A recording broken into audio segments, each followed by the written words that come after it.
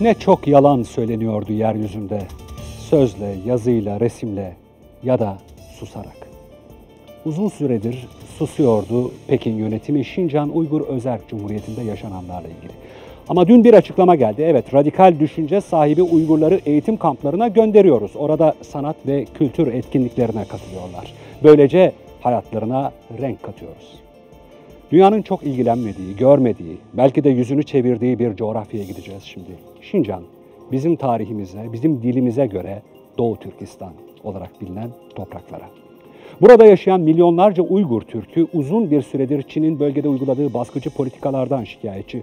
Bu baskının dozu son birkaç yılda iyice arttı. Yaklaşık 1 milyon insan zorla kamplara kapatılarak ailelerinden, sevdiklerinden uzakta aylarca hapis hayatı yaşamak zorunda bırakılıyor. Kampların varlığı Pekin yönetimi tarafından önce reddedildi. Karartma politikası nedeniyle bölgeden haber almak güçleşti. Ancak uluslararası kuruluşların raporları, tanıklar, bizzat kampta kalanlar, Çin'in başta Uygurlar olmak üzere Şincan bölgesindeki Müslümanlara yaşattıklarını gözler önüne seriyor. Ve Uygurlar dünyanın yaşananlara karşı artık sessiz kalmamasını istiyor. Unutulmuş bir halk, Uygurlar dosyasını NTV Dış Haber editörlerinden Ömer Faruk Şahin hazırladı.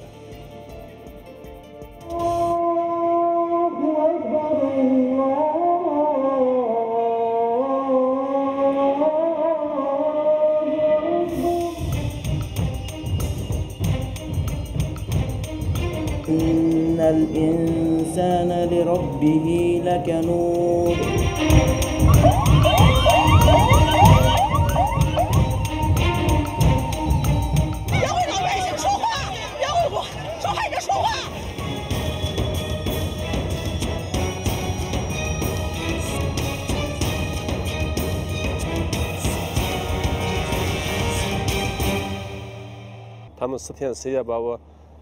Dört gün boyunca beni bu şekilde bir demire bağladılar. Ayak parmaklarımın ucu ancak yere değiyordu. Orada öylece 4 gün boyunca asılı kaldım. Uyumama izin vermediler. İşkence ediyorlardı bana.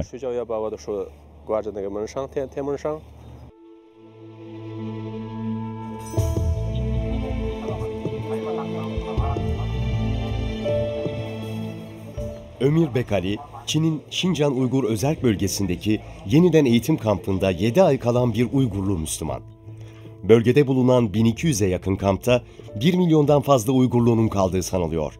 Sanılıyor çünkü kamplarla ilgili sağlıklı bilgi alabilmek mümkün değil. Tam bir kapalı kutu.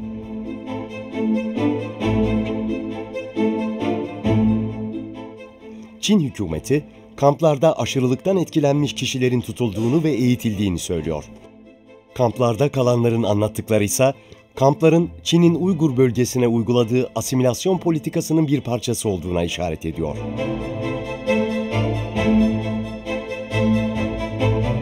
İçeride eğitimden çok baskı ve işkence söz konusu. Benden ulusal güvenliğe tehdit oluşturduğumu itiraf etmemi istediler.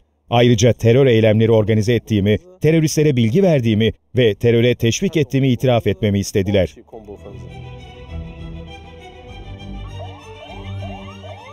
Örneklerine geçtiğimiz yüzyılda rastladığımız bu uygulamada bahane terör. Ancak gerçek neden çok stratejik bir coğrafyanın Çinlileştirilmesi. Şincan Uygur Özerk Bölgesi, Çin'in kuzeybatısında yer alan geniş bir coğrafya. Çin'in en büyük idari bölgesi.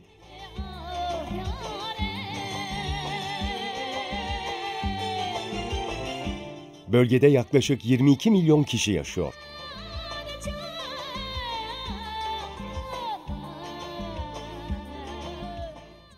Şincan, İpek Yolu üzerinde yer alan ve Çin'in dünyaya açılan kültür ve ticaret kapısı.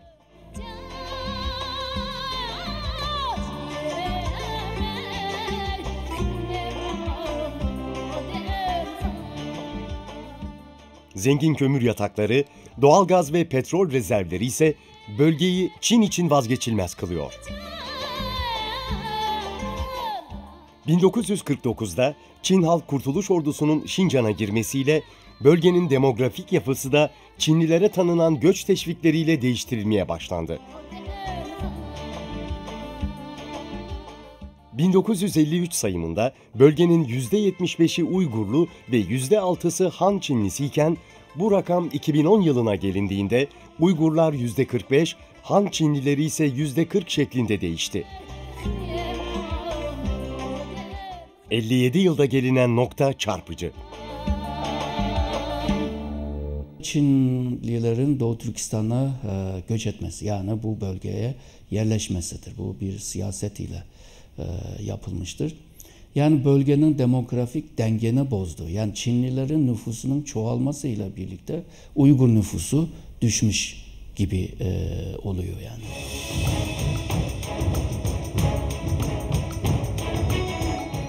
Böylesine bir nüfus değişimi beraberinde gerginlikleri de getiriyor. Bu gerginliğin çatışmaya dönüştüğü yerse 2009 yılında Urumçi oldu. Han Çinlileri ile Uygur Türkleri arasında yaşanan çatışmalarda çoğunluğu Uygur Türk'ü yaklaşık 200 kişi hayatını kaybetti. Olayların ardındansa sıkı güvenlik önlemleri geldi.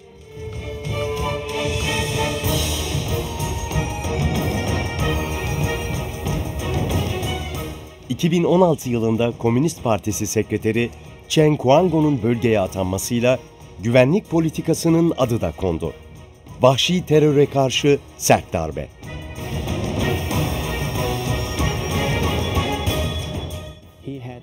Chen Kuango geldikten sonra Uygur halkına baskıcı önlemler uygulamaya başladı.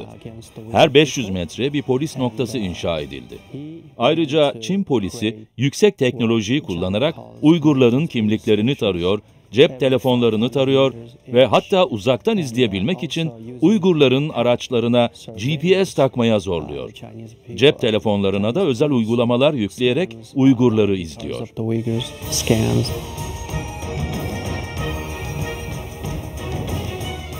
Ешқандай көрмедім de, niye bir dağısını istedim? Oğlumu en son 8 ay önce gördüm ve sesini duydum.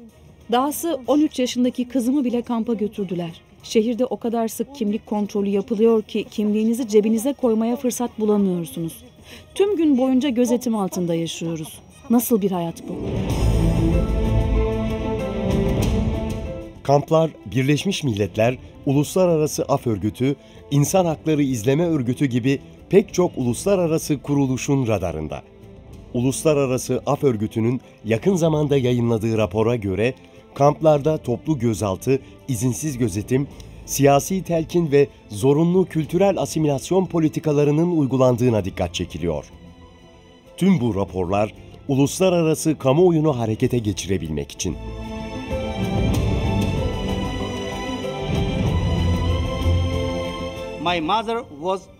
Benim annem kamplarda hayatını kaybetti. Evet, durum bu. Bu yüzden dünyanın birliğine, demokratik toplumların yardımına, özellikle de Birleşmiş Milletler'e ihtiyacımız var. Uygur halkı çok geçmeden yardımlarınızı bekliyor. Birleşmiş Milletler üyesi ülkelerin kesinlikle hemen harekete geçmeleri gerekiyor. Kamplarda kimseye kötü davranılmıyor. Kamplardakilere daha iyi iş bulabilsinler, geleceğe daha iyi hazırlansınlar diye profesyonel eğitim veriliyor. Ayrıca Çin yasaları hakkında temel bilgiler öğretiliyor. Kampta bize ulusal marşı öğrettiler. Mao Zedong'u yücelten şarkılar söylettiler. Çin Devlet Başkanı Xi Jinping ve Çin tarihini yücelten şarkılar söylettiler. Müslüman ulusları yok etmek istiyorlar. Müslümanların yazısını, kıyafetini, her şeyini. Tek tip bir ulus yaratmayı planlıyorlar. Onlara göre herkes Çinli olmak zorunda. Bir yanda 1000'den fazla kamp, kentleri açık hava cezaevine çeviren güvenlik önlemleri, çocuklarından haber bekleyen binlerce anne baba, seslerini dünyaya duyurmaya çalışan milyonlarca Uygurlu.